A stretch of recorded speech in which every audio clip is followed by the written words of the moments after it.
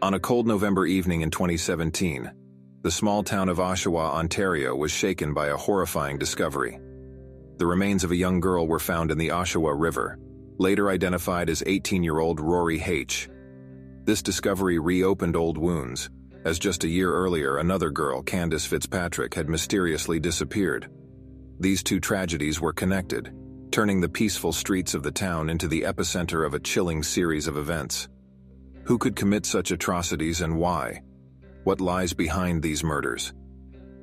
Today we delve into the dark world of a criminal investigation to try to answer these questions and uncover the mystery of two horrifying murders that deeply affected Oshawa. We will follow the trail of the perpetrator, learn about the motives and evidence that led to the resolution of the case. This story will not leave you indifferent, and will show how the shadows of the past can unexpectedly resurface, changing the life of an entire town. In August 2017, 18-year-old student Rori Hache, full of plans and dreams, disappeared without a trace. She was last seen leaving her home in the evening. Rori's parents, concerned about her absence, contacted the police a few hours later. A large-scale search began, involving volunteers and friends of the girl.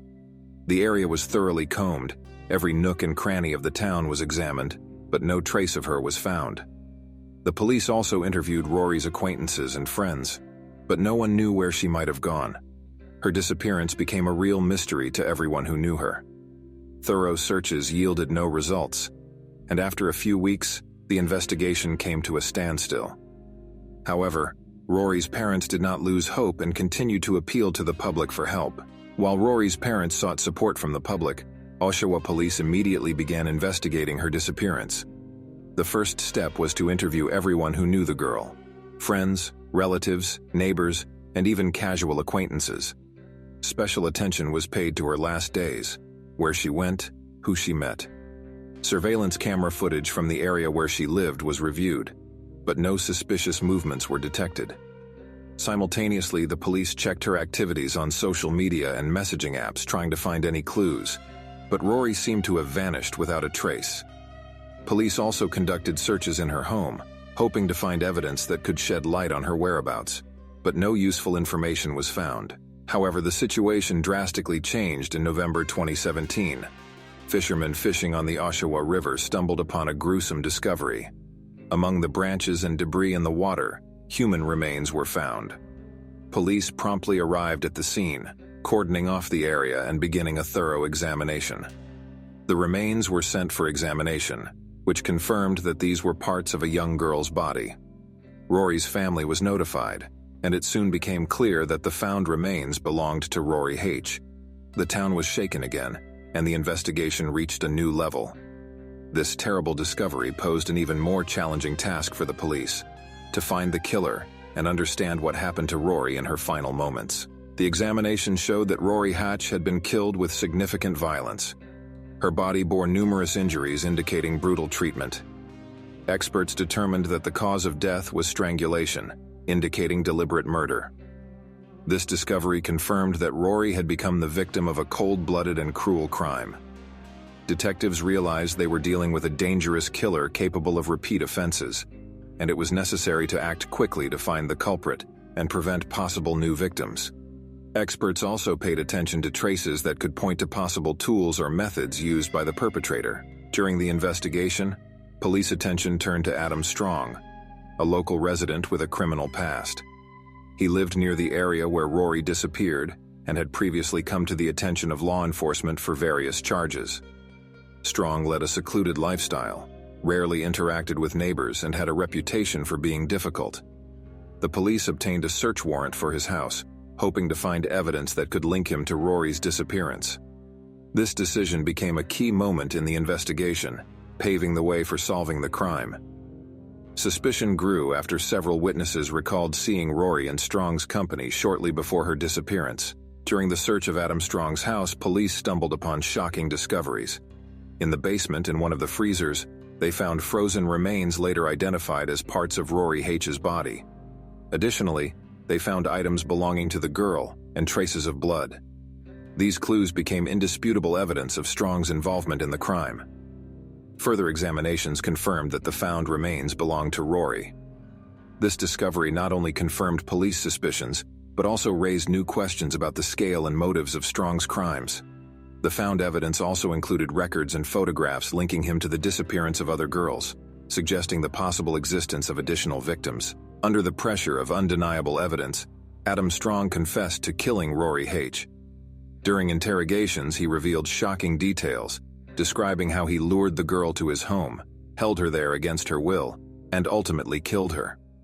Strong showed no signs of remorse, his cold-bloodedness and cruelty shocking even experienced investigators. Strong's confession was a crucial stage in the investigation, but also raised many questions about other possible victims and the motives behind his crimes.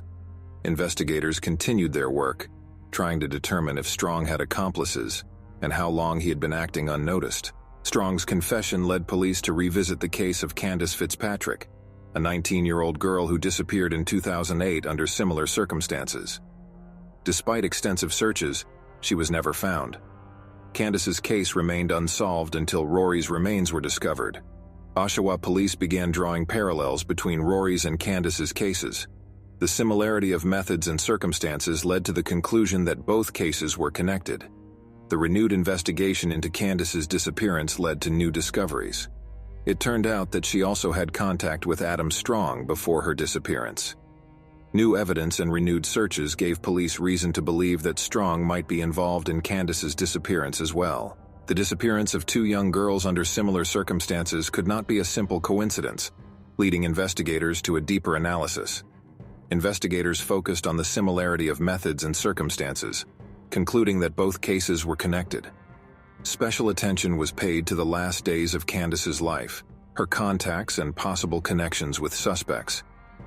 This work revealed common elements and methods of the perpetrator, significantly narrowing down the circle of suspects and directing the investigation in the right direction.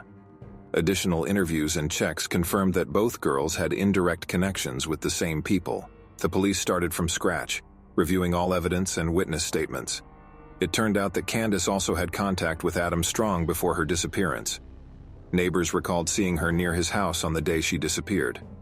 This information allowed linking Strong to both cases simultaneously. Re-interviews with Candace's acquaintances and friends also revealed new details previously unnoticed, giving new impetus to the investigation and bringing the police closer to solving the crime. Resuming searches, investigators hoped to find additional evidence that could shed light on Candace's fate. During searches of Strong's house, evidence was found linking him to Candace's disappearance. DNA tests confirmed that the found fragments belonged to Candace Fitzpatrick. These discoveries included Candace's personal belongings, traces of her blood, and other biological materials. The police also found records and photographs indicating his contacts with Candace. All this became indisputable evidence linking Strong to her disappearance and death. This information significantly strengthened the prosecution's case and allowed building a more comprehensive picture of the crimes. Detectives established that Strong used similar methods for abducting and killing both girls. He was a cunning and calculating criminal who carefully planned his actions. His approach included deceitful attraction of victims, use of physical force, and subsequent concealment of bodies. Strong showed a high degree of organization and caution, allowing him to avoid suspicion for a long time. Analysis of his actions showed that he was an experienced manipulator, capable of instilling trust, making him especially dangerous to young and trusting girls. However, Strong's motives remained a mystery. His mental state and psychological profile showed deep disturbances, possibly related to his past and personal problems. Psychiatrists noted his narcissistic and antisocial traits, which could explain his desire for power and control over his victims. Some experts suggested that his actions were driven by a need for self-assertion and adrenaline. However, the exact motives were never fully clarified, leaving room for speculation and further study of his personality. In 2020, the trial of Adam Strong began. Prosecutors presented compelling evidence, including confessions, physical evidence, and witness testimonies. The defense tried to challenge the validity of the evidence, claiming that the confessions were obtained under pressure. However, the court found the prosecution's arguments more convincing.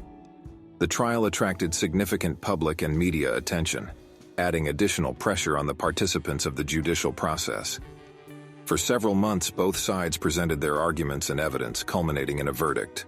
In March 2020, Adam Strong was found guilty of the murders of Rori Hache and Candace Fitzpatrick. The court sentenced him to life imprisonment without the possibility of parole. The verdict was met with relief and satisfaction by the victims' families and the public. Many felt that justice had prevailed and that Strong had received his deserved punishment for his monstrous crimes. This decision also became an important step in restoring trust in justice and the police, who had done enormous work in solving this complex case.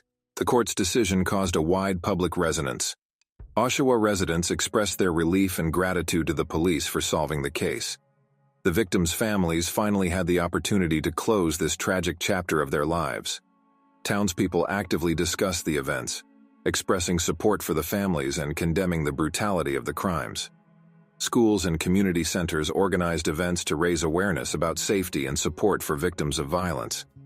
This case became a reminder of the need to be vigilant and care for each other, to prevent such tragedies from happening again. Psychologists analyzed Strong's behavior and actions, noting his manipulative and narcissistic traits, which helped better understand his motives and methods. Strong demonstrated a high degree of control over his victims and the situation as a whole, indicating his ability to meticulously plan crimes.